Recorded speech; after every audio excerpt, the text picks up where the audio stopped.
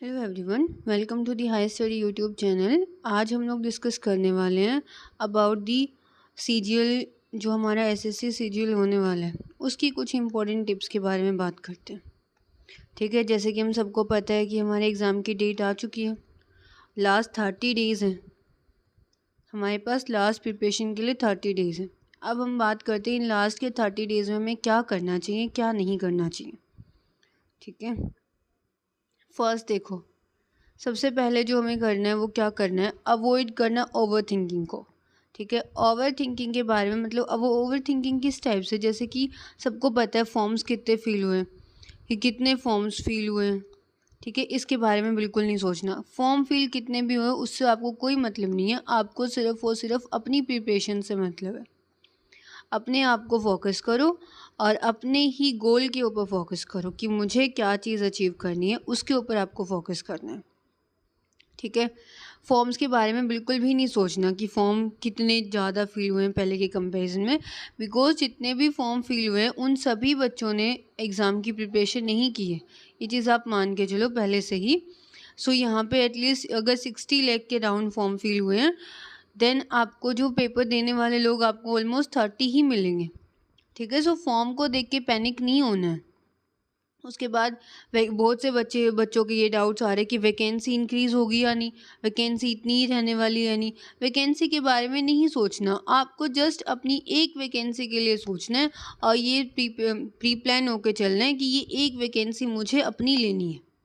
ठीक है, कि वहाँ पे कितनी भी वैकेंसी हो, कितने भी फॉर्म फिल हुए हैं, जस्ट मुझे ये सोच के चलना है कि मुझे मेरी वहाँ पे एक सीट है और वो मुझे लेनी है। मुझे उस एक सीट के लिए मेहनत करनी, ना कि मुझे जितनी भी 20,000 है, 17,000 है, 70,000 प्लस है उसके लिए कम्पीट करना है। मुझे अपनी एक सीट के लिए कम्पीट करना है।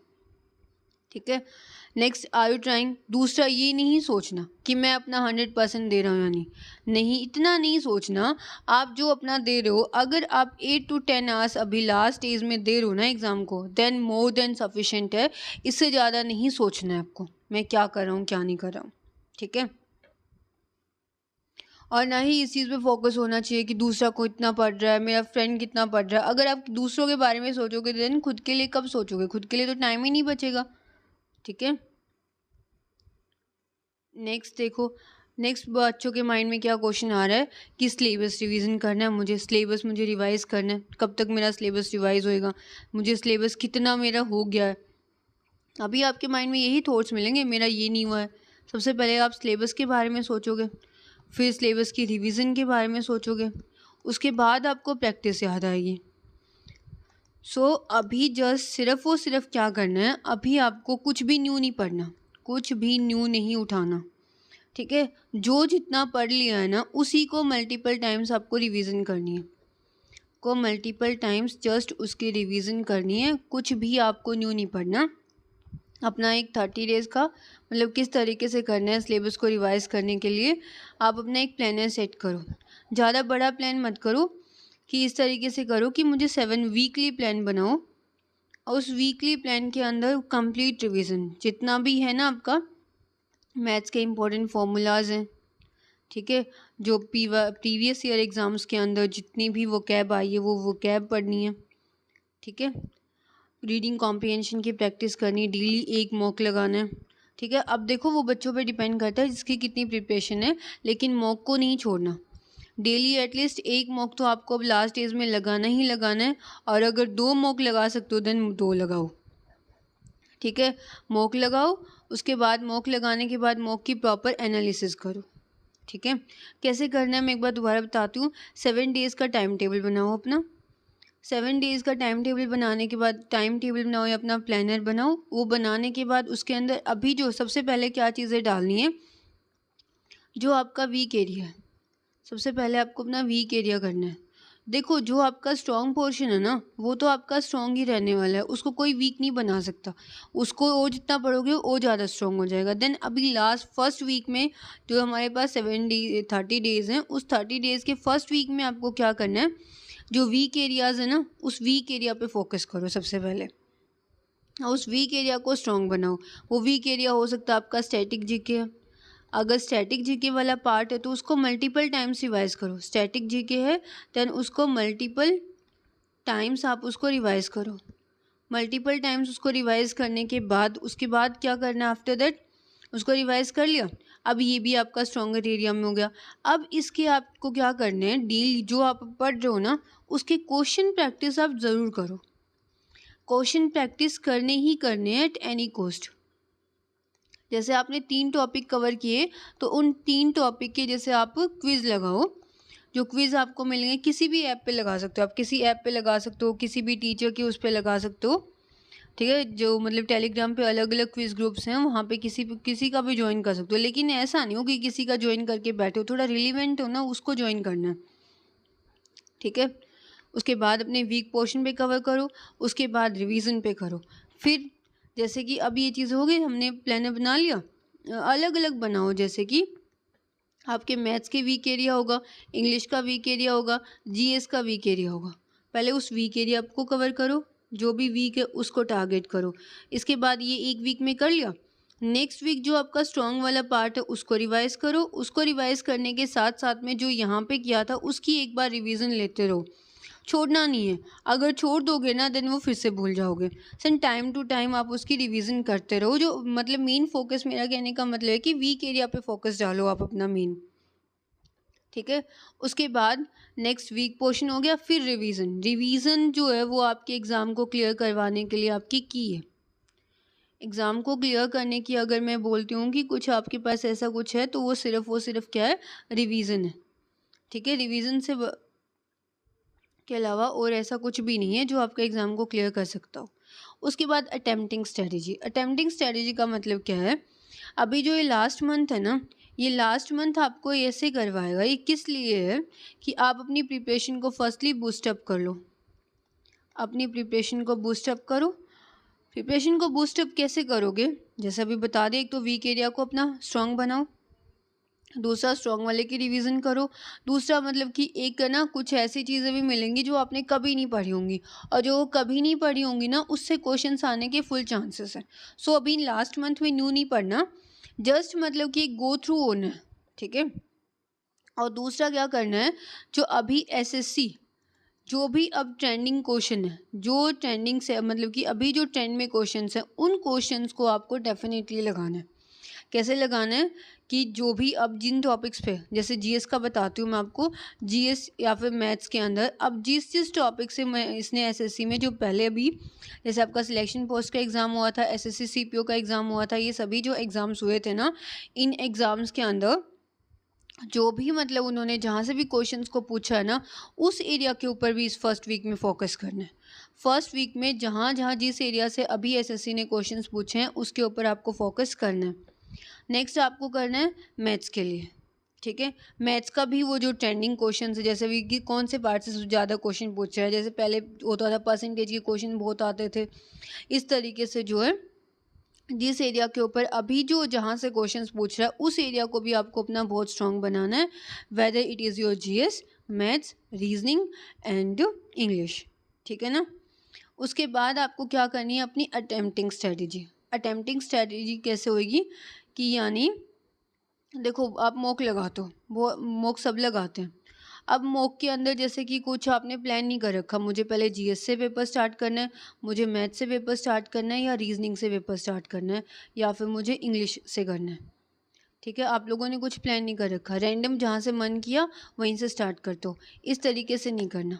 अपनी एक प्रॉपर स्ट्रेटजी बनाओ कि मुझे पहले जीएस को अटैम्प्ट करना है तो जीएस को करो, पहले मुझे रीजनिंग को करना है तो रीजनिंग को करो, ठीक है।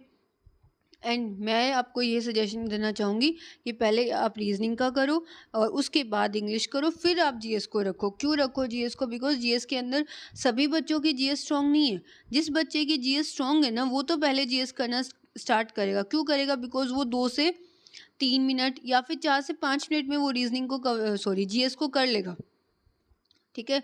उसने 5 मिनट में कर लिया तो उसके पास एग्ज़ाम के 55 मिनट्स हैं, ठीक है। उसके बाद वो 7-8 मिनट के अंदर क्या कर लेगा, इंग्लिश को कर लेगा, या मैक्सिमम 10 मिनट में इंग्लिश को कर लेगा। उसके 15 मिनट्स के अंदर उसका हाफ पेपर हो चुका है। उसके बाद वो रीजनिंग करेंगे और उसके बाद मैथ्स करेंगे। मैथ्स को आपको लास्ट में रखना है, ठीक है। इस तरीके से करना है। और आप जो मॉक लगा रहे हो उस मॉक की आप प्रॉपर एनालिसिस करो, एक मॉक बुक बनाओ और उस मॉक नोटबुक या मॉक बुक बनाओ जिसके अंदर जो भी आपकी मॉक्स के अंदर मिस्टेक्स हो रही हैं उन मिस्टेक्स को आप नोट डाउन करो। और नेक्स्ट टाइम जब आपको मॉक देना हो, नेक्स्ट टाइम जब भी आप मॉक दोगे उस मॉक से पहले उसको रिवाइज़ करोगे, उस नोटबुक से रिवाइज़ करके फिर आपको मॉक लगाना है। और ये जो मैंने आपको अटेम्प्टिंग स्ट्रेटजी बताई है वो बहुत इंपॉर्टेंट है। उसको अभी से आप ये 1 मंथ आपके पास इसीलिए कि आपको पेपर कैसे अटेम्प्ट करना है हॉल में जाने के बाद, उसको आप प्री प्लान तरीके से आप प्लान करके जाओ, ताकि आपको क्या लगे कि जो मॉक देते हो वैसा ही आपको पेपर लगे। इस तरीके से पूरा पेपर के लिए तैयार होके जाना है। ऐसे मज़े-मज़े में मॉक्स लगा रहे हो, मॉक कभी एनालिसिस कर लिया मॉक की, कभी नहीं किया, इस तरीके से मॉक लगाने का कोई फ़ायदा नहीं है और इस तरीके से आपका पेपर भी नहीं निकलेगा। पेपर निकालने के लिए एक प्रॉपर स्ट्रैटेजी होनी चाहिए आपकी और वो हम आपकी हेल्प कर रहे हैं बताने में। नेक्स्ट देखना है इसके बाद क्या करना है, आपको डेली कॉन्सेप्ट्स पे डेली कॉन्सेप्ट की रिवीजन करनी है, मैथ्स की, रीजनिंग की एंड ग्रामर की। डेली मॉक की कैसे करनी है, जैसे एक टॉपिक लो, जैसे मैंने बोला था वीक एरिया, एक आपका वीक एरिया तो आपको चूज़ करना ही करना है फर्स्ट वीक में। इसके बाद ये फर्स्ट वीक का ये हो गया। इसके बाद में क्या करना है, साथ में आपको मैथ्स के जो बहुत आपका जो जिसके अंदर आप बहुत स्ट्रांग हो ना मैथ्स के अंदर, उसके उसको छोड़ना नहीं है। ये नहीं कि उसको छोड़ दिया, उसको छोड़ दिया तो उसको भूल जाओगे। मैथ्स के उन कॉन्सेप्ट की डेली रिवीजन करो। आप ऐसे करो कि जैसे आपका दिन प्लान करते हो उस तरीके से आप एक रिवीजन का स्लॉट रखो। उस रिवीजन के स्लॉट के अंदर आपको क्या करना है, रिवीजन का स्लॉट रखो। उस रिवीजन स्लॉट के अंदर आपको साथ में रखना है कि मुझे इस टाइम पे 1 घंटा जो है 1 घंटे के अंदर से 25 मिनट्स मुझे किसको देनी है, मुझे सिर्फ और सिर्फ मैथ्स के कॉन्सेप्ट्स रीड करने को देने हैं। ठीक है, इसी तरीके से आप रीजनिंग के भी इतना ही टाइम लगता है। रीजनिंग के जितने भी कॉन्सेप्ट्स हैं, जैसे कॉन्सेप्ट कैसे होंगे, जैसे सिलोसिज्म का कॉन्सेप्ट लगता होता है, नंबर सीरीज़ में कुछ कुछ देखना होता है हम लोगों को, इस तरीके से। ग्रामर के रूल्स, डेली एक टॉपिक चूज़ करो। जैसे आज नाउन चूज़ किया तो मैंने नाउन की कंप्लीट पढ़ लिया, नाउन चूज़ किया तो नाउन का पढ़ लिया, अगर प्रोनाउन पढ़ा तो प्रोनाउन चूज़ किया तो प्रोनाउन का टॉपिक पढ़ लिया। इस तरीके से डेली एक एक अपना क्या करना है, कॉन्सेप्ट रिवीजन करते चलना है और जीएस को छोड़ना नहीं है। और मतलब अगर आपका जीएस बहुत ज़्यादा स्ट्रांग नहीं है ना तो उसके ऊपर बहुत ज़्यादा फोकस करने की ज़रूरत नहीं है। अगर स्ट्रांग है वेल एंड गुड, आप उसको अच्छा फोकस करो। और अगर स्ट्रांग नहीं है, इतना है कि मेरे 10-12 क्वेश्चंस ठीक होते हैं, तो उस 10-12 क्वेश्चन जो ठीक हो रहे हैं उसको आप पुशअप करो कि मेरे 15 से 17 क्वेश्चंस ठीक हो जाएं। उन 15 से 17 क्वेश्चंस के लिए मेहनत करो। ठीक है, अवॉइड अभी कोई भी अननेसेसरी ट्रिक्स पे फोकस नहीं करना। जो आपने पढ़ लिया ना उसी को मल्टीपल टाइम्स आप रिवाइज करो, उसी को आप मल्टीपल टाइम्स रिवाइज करो जो आप पढ़ चुके हो। कोई भी अलग टाइप की अब स्टाइल, जैसे कि यूट्यूब पे आपको बहुत मिलेगा, बहुत वीडियोस बनाएंगे, आपको उसके ऊपर फोकस नहीं करना कि आज न्यू ट्रिक आई है, आज जीएस के लिए ट्रिक आई है, आज जीएस की स्ट्रेटजी आई है, आज इंग्लिश की स्ट्रेटजी आई है। स्ट्रेटजीज किस लिए है कि एक बार देखो टीचर क्या बोल रहा है, क्या एडवाइस दे रहा है और उसको अपने अकॉर्डिंग बनाओ, उसको अपने अकॉर्डिंग मॉडिफाई करो। ये नहीं जो हम नहीं कहते कि हमें जो हमने बता दिया उसको एग्जैक्टली फॉलो करो, बट करो उसको फॉलो। जैसे कि अभी मॉक को अटेम्प्ट करने की जो आपकी खुद की स्ट्रेटजी होगी, आपको जैसे अच्छा लगे आप उस तरीके से करो, लेकिन उसको हमारे कहने का मतलब है आप उसको प्रॉपर बनाओ और उसको फॉलो करो। ये रैंडम मॉक्स मत लगाओ कि जो मन किया वहीं से चूज कर लिया। ठीक है, नेक्स्ट कुछ फ्रीक्वेंटली जो आपको कैलकुलेशन, मेनली कैलकुलेशन पे भी फोकस करना है।